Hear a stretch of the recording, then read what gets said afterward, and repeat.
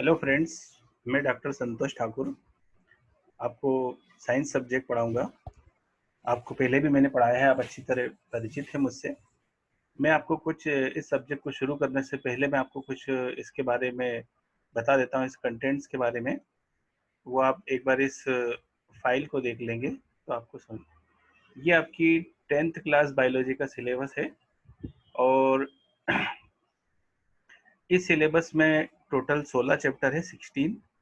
और in chapter में आप जानते हैं कि 3 सब्जेक्ट से मिलकर के बना हुआ है आपका साइंस, जिसमें शुरू में आपको केमिस्ट्री रहती है, मिडिल पोर्शन इसके बाद फिजिक्स रहता है और मिडिल लास्ट में आपका बायोलॉजी रहता है। मतलब 3 सब्जेक्ट से मिलकर के बना हुआ है, फिजिक्स, केमिस्ट्री और बायोलॉजी। आप पढ़ेंगे तो आपको समझ में आ जाएगा कि कुछ चैप्टर में आपको केमिकल रिएक्शन, केमिकल्स क्या है, मीथेन, क्लोरीन वगैरह, इन सब के बारे में जानकारी मिलेगी। कुछ फिजिक्स के मिरर वगैरह है वो, है ना, उनके बारे में आपको, वो प्रिज्म है उनके बारे में पढ़ने को मिलेगा, वो फिजिक्स रहता है। और अपना जो एनिमल, जीव जंतु, प्लांट्स, इन सब के बारे में जो study, digestive, respiratory, reproductive system, ये सब हम लोग बायोलॉजी वाले सब्जेक्ट में पढ़ेंगे। ठीक है, तो मैं आपको जो पढ़ाऊंगा वो चैप्टर 6 से शुरू करूंगा, जिसका नाम है लाइफ प्रोसेस। उसके बाद चैप्टर 7 में आपको पढ़ाऊंगा कंट्रोल एंड कोऑर्डिनेशन। फिर चैप्टर 8 आएगा हाउ डू ऑर्गेनिज्म रिप्रोड्यूस। 9 आएगा हेरिडिटी एंड इवोल्यूशन। उसके बाद ये फिजिक्स के शुरू हो जाता है चैप्टर। और बाद में ये 2-3 चैप्टर जो जनरल बेसिक्स हैं, इसमें chapter 14 source of energy, our environment और मैनेजमेंट ऑफ नेचुरल रिसोर्सेस। ये जो सिलेबस है, ये अपना बायोलॉजी का सिलेबस है। मैं शुरू करता हूँ आपको अपना 6 चैप्टर लाइफ प्रोसेस। इस चैप्टर को शुरू करने के पहले मैं आपको बता दूं कि अभी मैं आपको वीडियो लेक्चर दे रहा हूँ, सेंड कर रहा हूँ। और आप क्या करना, अपने घर पे एक अपने बायोलॉजी सब्जेक्ट की एक अलग से एक रजिस्टर या मोटी कॉपी आप लोग उसको बना लेंगे, थोड़े ज़्यादा पेज हो जिसमें, क्योंकि मैं नोट्स ज़्यादा बनवाता हूँ, पुराने स्टूडेंट सभी जानते हैं। तो अलग से एक अच्छी क्वालिटी की लॉन्ग कॉपी बायोलॉजी सब्जेक्ट की आप लोग बना लें। जैसा जैसा मैं आपको बताता जाऊँ वैसा वैसा आप उसके अंदर लिखते जाएंगे। मतलब पहले मैं आपको पूरा चैप्टर समझाऊंगा बहुत अच्छी तरह से, उसके बाद मैं आपको क्वेश्चन आंसर भी पीडीएफ फाइल के फॉर्मेट में सेंड कर दूंगा आपके ग्रुप में, और आप उसमें से लिख लेंगे, तैयार कर लेंगे। और वो फिर आप लोग मुझे उसके स्क्रीनशॉट भेज देना कि हम लोग कैसा कर रहे हैं, क्या कर रहे हैं। मैं उसमें जो भी मुझे लगेगा कुछ मिस्टेक्स, तो मैं उसको करेक्ट कर दूंगा। कुछ दिन आप जानते हैं अपने को वैसा करना पड़ेगा, क्योंकि अभी थोड़ा सा माहौल ऐसा चल रहा है कोरोना की वजह से कि डायरेक्ट हम लोग फिजिकल क्लासेस पॉसिबल नहीं है।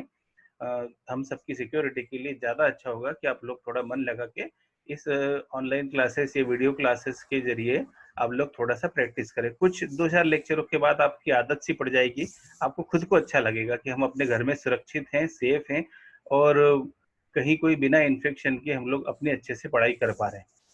चाहे आपका जनरल प्रमोशन हुआ हो या होगा, उसकी आप बिल्कुल चिंता ना करें।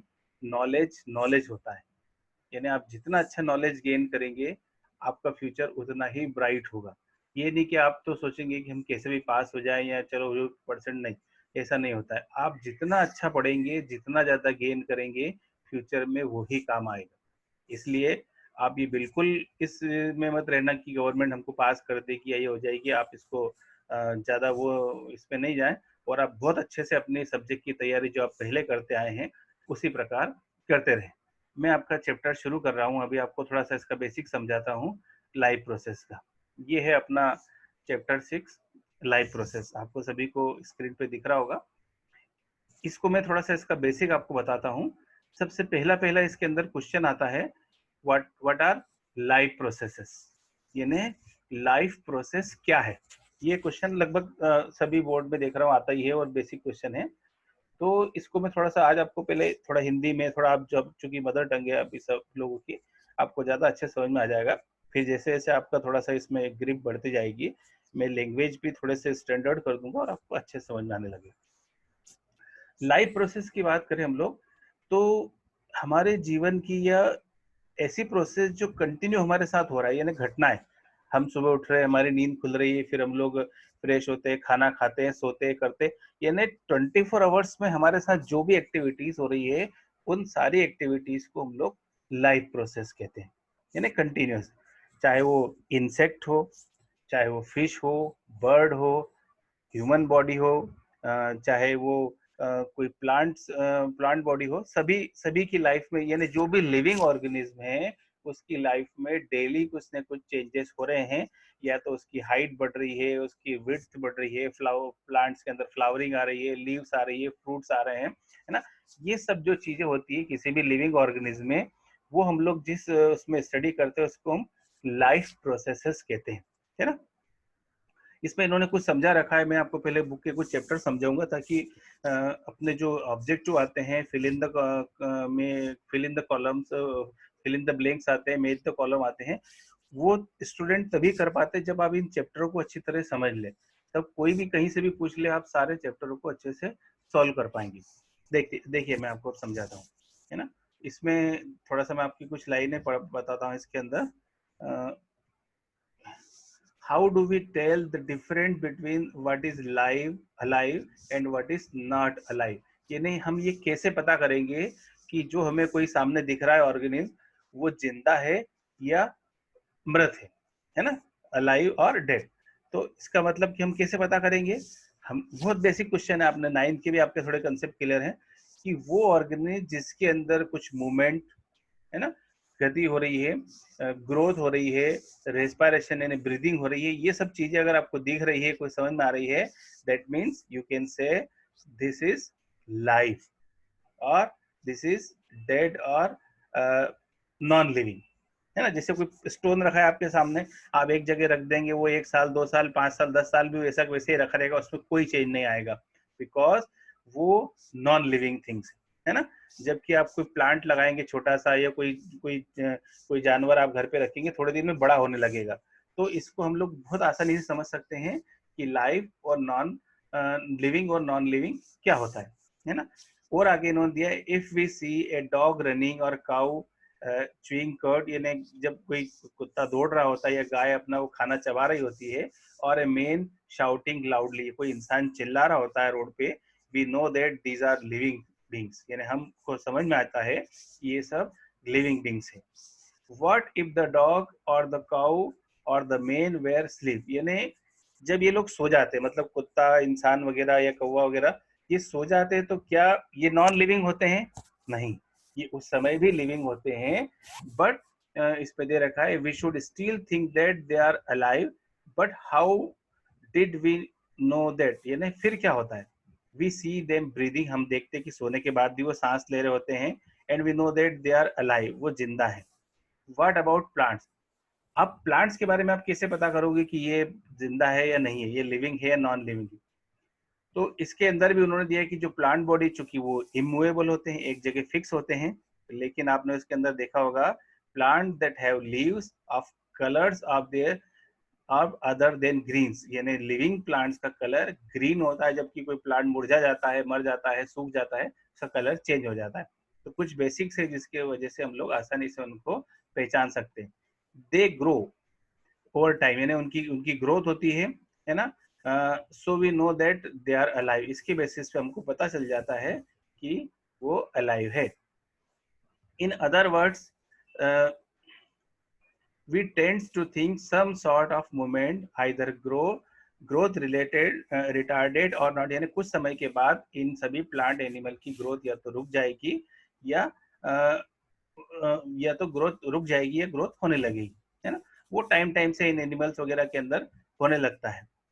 सो using visible movements as the defining characteristic of life is not enough,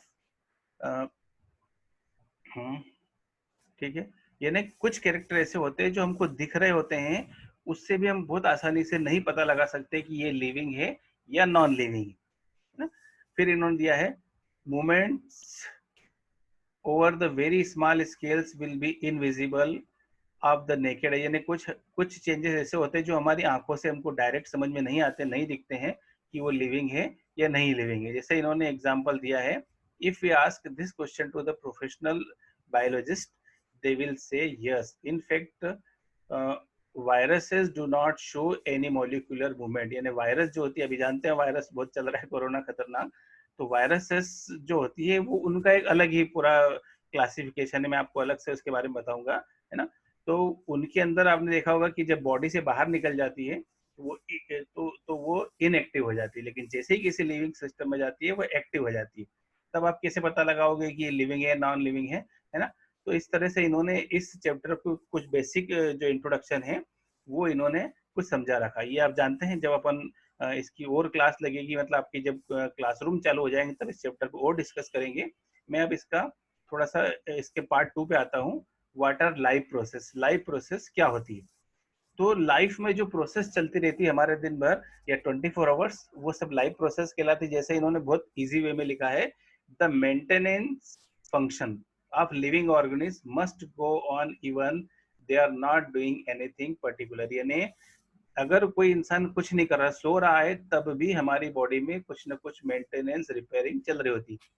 आपने देखा होगा हमारा हाथ कट जाता है, थोड़ा सा उंगली कट गई, चोट लग गई, कोई फ्रैक्चर हो गया, तो कुछ दिनों में वो ठीक होता है। तो कुछ दिनों में मतलब क्या, 24 आवर्स हमारी बॉडी में कुछ न कुछ चेंजेस चलता रहता है।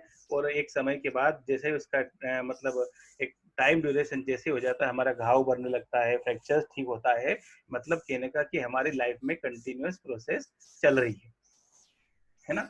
उसके बाद इन्होंने दिया है हाँ, अब इन्होंने दिया since these maintenance process need to prevent damage and break down. यानी ये हमारी बॉडी में जो भी मेंटेनेंस का काम चलता है उसको पूरा करने के लिए हमारी बॉडी को एनर्जी की जरूरत पड़ती है। जैसे बाइक आपके पास बहुत खूबसूरत है, लेकिन जब तक पेट्रोल नहीं डालोगे वो कोई काम की नहीं। इसी तरह हमारी बॉडी में जब तक फूड या एनर्जी नहीं मिलेगी तब तक वो कोई काम कर नहीं सकता, उसको वर्किंग एफिशिएंसी कम हो जाएगी उसकी। This energy comes from the outside the body of individual. यानी हमको जो एनर्जी मिलती है बॉडी के बाहर से मिलती है ना? तो हाँ, जो बाहर से हमको जो एनर्जी मिलती है उसको हम लोग न्यूट्रिशन या फूड कहते हैं, है ना? ये न्यूट्रिशन जब हम लोग लेते हैं तो आपने देखा होगा हमारे डाइजेस्टिव सिस्टम के थ्रू बॉडी में इंटेस्टाइन में एब्जॉर्ब होता है और बॉडी के डिफरेंट पार्ट्स तक मतलब हमारे जो इंटेस्टाइन से वहां से एब्जॉर्ब करके ब्लड में मिल जाता है और वहां से फिर ये पूरी बॉडी को सप्लाई हो जाता है। तो इस तरह से हमारी बॉडी में जो न्यूट्रिएंट्स हैं या एनर्जी है उसका फुलफिलमेंट या रिक्वायरमेंट पूरी होती है। अब आप बात करते हैं कि इसमें थोड़ा सा क्वेश्चन और आगे मैं आपको थोड़ा सा काम की चीज बता देता हूँ, क्योंकि लेक्चर की लिमिट है 40 मिनट में अपन बहुत कुछ नहीं कर पाएंगे। जितना अच्छा हो सकेगा मैं आपको बताता हूँ। और मेरे लेक्चर आप ध्यान से सुनेंगे, अगर बिल्कुल मन लगा के पढ़ेंगे, मैं गारंटी लेता हूँ कि अपनी बोर्ड की एग्जाम में ऐसा एक भी क्वेश्चन नहीं मिलेगा आपको जो आप सॉल्व नहीं कर पाओ। इस साल के बच्चों से भी आप पूछ लेना कि मेरे पढ़ाए हुए सारे सब उसमें बायोलॉजी में से एक भी क्वेश्चन ऐसा नहीं मिला होगा बच्चों को जो उनको मैंने नहीं पढ़ाया हो या जो वो सॉल्व नहीं कर पाए। इसलिए आप बिल्कुल ध्यान से पढ़े, जो जो मैं पढ़ाता हूँ उसके बाहर कुछ भी नहीं जाएगा और बहुत अच्छे से बताऊंगा आपको। हाँ, अब अपन बात करते हैं इसके अंदर कि थोड़ा सा आगे चलते हैं।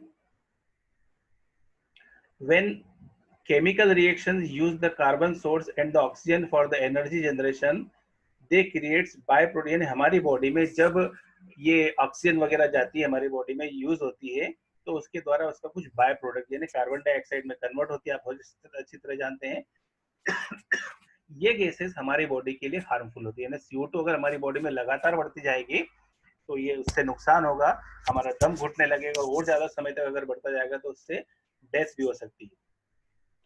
These waste byproduct are therefore needed to be removed from the body। यानी हमारी बॉडी में इन वेस्ट प्रोडक्ट को समय समय पर बाहर करना जरूरी है।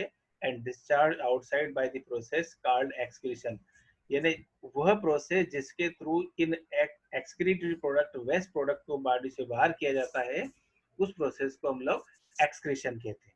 ठीक है, हाँ, इन्होंने दिया है again, if the basic rules of the body design in multicellular organisms are followed, a specialized tissue for the excretion will be developed। यानी अब देखो यहाँ पे एक वर्ड आया है multi cellular organism. Multi cellular organism का मतलब होता है ऐसे ऑर्गेनिज्म जिनकी बॉडी एक सेल से ज्यादा सेल से मिलकर के बनी होती है ना? जैसे अमीबा होता है वो यूनिसेलुलर, एक सेल, एक ही सेल में उसका सब कुछ है। लेकिन हम सब जितने भी इंसेक्ट हुए, ये ह्यूमन ह्यूमन बींग्स हुए, ये आपका मतलब काऊ, पेरेट्स, बर्ड्स, जो भी जो दिख रहे बड़े जानवर, वो सारे के सारे मल्टी सेलर कहलाते हैं। तो इन मल्टी सेलर ऑर्गेनिज्म के अंदर एक स्पेशल मैकेनिज्म होती है, ऑर्गन्स होते हैं इनके अंदर, जैसे लीवर, किडनी, हार्ट, ये सब स्पेसिफिक ऑर्गन्स होते हैं जो पर्टिकुलर फंक्शन को परफॉर्म करते हैं, है ना। तो इनके द्वारा हमारी बॉडी में काम होता है। अब इन्होंने तो ये हमारी लाइफ, ये सारे ऑर्गन्स मिल करके लाइफ की प्रोसेस को पूरा करते हैं। यहाँ तक ये बेसिक बेसिक था थोड़ा सा नॉलेज। अब इसके अंदर कुछ क्वेश्चन आ रहे हैं। हालांकि ये चारों क्वेश्चन इन ऊपर पढ़ाए हुए टॉपिक से ज्यादा रिलेटेड नहीं है, लेकिन ये सीबीएसई बोर्ड का पैटर्न ये ऐसा है कि आपको बीच बीच में क्वेश्चन मिलेंगे। कुछ क्वेश्चन ऐसे मिलेंगे जिनका जवाब आपको बुक में मिलेगा, लेकिन अधिकांश क्वेश्चनों का जवाब आपको या तो अपने लॉजिक के थ्रू या आपको और भी बुक्स की हेल्प लेकर के देना पड़ेगा। इसमें सारे क्वेश्चन के आंसर डायरेक्टली नहीं मिलता है। यानी मेरे कहने का मतलब ये है कि अगर आपने चैप्टर को बहुत अच्छे से समझा है तब आप इन क्वेश्चनों के आंसर दे पाएंगे। और अगर आप सोच रहे हैं कि लाइन टू लाइन हमको कहीं आंसर मिल जाए तो इसमें से कुछ भी नहीं मिलने वाला। ठीक है, अब पहला क्वेश्चन मैं पढ़ रहा हूँ आपको। What is diffusion, sorry, why is diffusion insufficient to meet the oxygen requirements of multicellular organisms like humans? ये क्वेश्चन आपको समझ में आया, मैं बता रहा हूँ। ये कह रहे हैं कि क्या डिफ्यूजन के द्वारा, डिफ्यूजन समझते हैं, अलग अलग आपने देखा होगा कि वो जो डिफ्यूजन वो प्रोसेस होती है जो from the region of higher concentration to lower concentration, है ना। किसी भी मूवमेंट आयंस वगैरह वाटर मॉलिक्यूल्स का मतलब ये एक, या गैसेस का किसी का भी ज्यादा कंसंट्रेशन से कम कंसंट्रेशन वाली जगह पे जाना डिफ्यूजन कहलाता है ना। तो ये कह रहे हैं कि हमारी बॉडी चाहे तो ऑक्सीजन डिफ्यूजन से ही ले सकती है, मतलब जैसे हम लोग ये हमारी स्किन के छेद जगह जगह से ऑक्सीजन खींच ले और हमको ऑक्सीजन मिल जाए, हमको फेफड़ों से सांस लेने की क्या जरूरत है। इस क्वेश्चन का इन्होंने कुछ ऐसा क्वेश्चन पूछा है। तो इसका आंसर ऐसा बनेगा, वैसे मैं आपको ये सारे रिटर्न आंसर दूंगा, लेकिन मैं थोड़ा सा समझा देता हूँ कि हम लोग मल्टी सेलुलर ऑर्गेनिज्म, हमारी बॉडी में मिलियंस ऑफ सेल है, खूब सारे सेल है, और वो बहुत सारी सेल बॉडी के अंदर है, वो सब तो इन्वायरमेंट के कांटेक्ट में नहीं है। इसलिए डिफ्यूजन के थ्रू या हमारी डायरेक्ट जो एक्सटर्नल एक्सपोजर के थ्रू हम लोग अगर ऑक्सीजन एब्जॉर्ब करेंगे भी तो इतने नहीं एब्जॉर्ब कर पाएंगे जिससे सारे ऑर्गन बहुत अच्छे से काम कर सके। इसलिए हमको एक साथ इकट्ठी ज्यादा मात्रा में बल्क में ऑक्सीजन लेना पड़ती है लंग्स के थ्रू। इसलिए हम लोग, हमारी बॉडी के लिए डिफ्यूजन सफिशिएंट नहीं है। ये इस क्वेश्चन का आंसर बनेगा। दूसरा क्वेश्चन है, what criteria do we use to decide whether something is alive, यानी हम ये कैसे पता लगाएंगे कि हमारे सामने जो भी दिख रहा है ऑर्गेनिज्म वो जिंदा है या नहीं है। तो अभी हमने शुरू में डिस्कस करा था कि कुछ कैरेक्टर है, मैं आपको आंसर में भी दूंगा, जैसे कि ग्रोथ, रिपेयरिंग, है ना, रिप्रोडक्शन, एब्जॉर्प्शन, रेस्पिरेशन। अगर ये किसी ऑर्गेनिज्म के अंदर हो रहे हैं तो हम लोग ये मूवमेंट, लोकोमोशन, ये सारे जो बहुत सारे पॉइंट आएंगे, ये अगर किसी ऑर्गेनिज्म के अंदर हो रहे हैं तो इसका मतलब है कि वो अलाइव, जिंदा है। और अगर उसमें मूवमेंट नहीं हो रहा है, ग्रोथ नहीं हो रही, रेस्पिरेशन नहीं हो रहा है, रिप्रोडक्शन नहीं हो रहा है, ये सारी चीजें नहीं हो रही है, तो वो क्या है, नॉन लिविंग्स, है ना। तो ये एक बहुत बेसिक क्वेश्चन है, आप बहुत आसानी से कोई भी बता देगा कि लिविंग और नॉन लिविंग के कैरेक्टर क्या होते हैं। तीसरा क्वेश्चन है, what are outside raw material use for by an organism, है ना। कि ये पूछ रहा है कि कोई भी ऑर्गेनिज्म रॉ मटेरियल बाहर से क्या यूज करता है अपने अपने न्यूट्रिशन वगैरह के लिए। मतलब हम लोग बाहर से, जैसे हम लोग खाना खाते हैं तो रोटी हुआ, पानी हुआ, सब्जी हुआ, ये सब हमारी बॉडी के लिए रॉ मटेरियल है। इन सब रॉ मटेरियल के अंदर क्या क्या होता है, protein, vitamin, carbohydrate, mineral, salts, water, etcetera. इन सब जो भोजन हम खा रहे हैं, हमारी थाली में जो खाना होता है वो सब एक तरह का रॉ मटेरियल होता है। वो हम खाना खाते हैं, स्टमक उसमें से काम की चीजें यानी useful things like protein, vitamin, जो मैंने बताया था, इन सब चीजों को एक्सट्रैक्ट करता है, निकालता है और स्मॉल इंटेस्टाइन में जाकर के एब्जॉर्ब होता है ना। तो क्वेश्चन ये पूछ रहा है कि हम लोग क्या यूज करते हैं। तो हम लोग ये सारे के जो हमारा फूड मटेरियल होता है वो सब एक तरह का रॉ मटेरियल होता है। प्लांट जो होता है उसको हम लोग खाद डालते हैं, गोबर की खाद डालते हैं, या जो यूरिया खाद डालते हैं हम लोग, है ना, या डाई अमोनियम फास्फेट डालते हैं। ये सब जो होता है ये उसके लिए रॉ मटेरियल होता है, उसमें से सारे मिनरल आयंस जो उसके काम के होते हैं वो उसको यूज कर लेता है। लास्ट क्वेश्चन है अपना, what process would you consider essential for maintaining life, यानी लाइफ को मेंटेन करने के लिए हमारी बॉडी या हम लोग क्या प्रोसेस करते हैं, है ना। लाइफ मतलब जिंदा रहने के लिए, मतलब ऐसा नहीं कि आज आपने खाना खा लिया तो आपको 8 दिन खाने की जरूरत नहीं। तो वी नीड डेली, हमको डेली हमारी बॉडी के अंदर हीलिंग जो होता है, रिपेयरिंग, ग्रोथ, मेटाबॉलिज्म, ये सब प्रोसेस हमारी बॉडी में चलती रहती है। इसलिए कोई भी लिविंग ऑर्गेनिज्म की बॉडी होती है उसके अंदर ये लगातार लाइफ प्रोसेस, जिसके अंदर ग्रोथ, रिपेयरिंग वगैरह, डैमेज, हीलिंग, ये सारी की सारी प्रोसेस चलती रहती है। ये आपके क्वेश्चन नंबर 4 का आंसर था। आज का लेक्चर मैं अभी इसको यहीं ब्रेक कर रहा हूँ। आप यहाँ तक थोड़ा समझे, चूंकि फर्स्ट क्लास है, आप थोड़ा सा इसको और एक बार आपको लगे तो 2 बार सुनना, थोड़ा थोड़ा आपको समझ में आ जाएगा। फिर इसका ड्यूरेशन बढ़ाऊंगा। अगले लेक्चर में आपको पूरा बताऊंगा न्यूट्रिशन क्या है। और हाँ, आप लोग ये 10th क्लास की एनसीईआरटी की 10th की बुक परचेज कर लें। नहीं हो तो आप इसकी सॉफ्ट कॉपी ऑनलाइन डाउनलोड कर लें, एक नोट्स के लिए अच्छी कॉपी तैयार कर लें। लेकिन बायोलॉजी सब्जेक्ट की चिंता बिल्कुल ना करें, इस सब्जेक्ट को मैं आपको बहुत अच्छे से पढ़ाऊंगा, आपको बहुत अच्छे से समझ में आ जाएगा। ठीक है, ओके, थैंक यू।